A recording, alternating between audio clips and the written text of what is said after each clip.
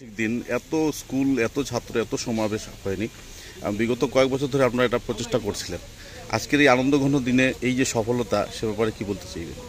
প্রথমে 129তম নেতাজি জন্মদিবস উপলক্ষে নেতাজির চরণে আমরা শিলচর নেতাজি মূর্তি নবনির্মাণ ও স্থাপনা কমিটির পক্ষ থেকে ওনাকে আমরা শ্রদ্ধাঞ্জলি জ্ঞাপন করছি। ওনার চরণে আমরা শতকোটি প্রণাম নিবেদন করছি। আজকে এখানে শ্রদ্ধাঞ্জলি দেওয়ার পর আমরা লক্ষ্য করেছি যে কেন্দ্রীয় নেতাজি জন্মজয়ন্তী উদযাপন কমিটি, এই কমিটির ব্যবস্থাপনায় শহরে মার্চ পাস্ট হয়েছে।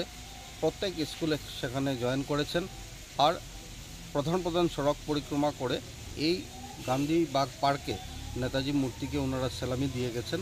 আমরা সবাই জানি যে রাঙ্গিরখাড়ির যে স্ট্যাচু ছিল, বর্তমানে সেই স্ট্যাচুকে এখানে আনা হয়েছে। নতুন নেতাজি স্ট্যাচু বসানো হবে, তার লক্ষ্যে শহরবাসী সকলে এসে এই গান্ধীবাগ পার্কে শ্রদ্ধাঞ্জলি জ্ঞাপন করছেন।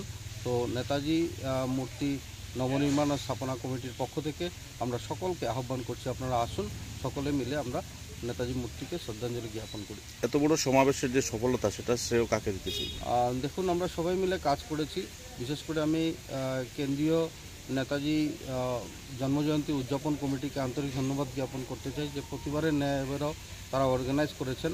আর আমরা কয়েকটা সংস্থা মিলে একসাথে আহ্বান রেখেছিলাম, আর তারই সফলতা আজকের দিনে আমরা পেয়েছি।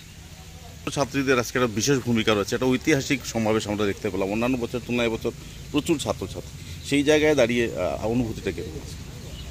আমরা এবার খুবই গর্বিত যে এই নেতাজি সেন্ট্রাল কমিটি যারা আছে ওরা পুরো সুন্দরভাবে অর্গানাইজ করেছে। আর নেতাজির জন্মজয়ন্তীতে স্কুলের বাচ্চাদের পার্টিসিপেশন থাকবে। আমরা ভাবি যে নেতাজি নবনির্মাণ কমিটি যেটা আমাদের আছে, নেতাজি মূর্তি স্থাপনা ও নবনির্মাণ কমিটি, আমরা পেরেছি, সক্ষম হয়েছি যে মানুষের কাছে আওয়াজটা পৌঁছে দিতে। নেতাজি নিয়ে যতই আমরা করব ততটাই কম থাকবে।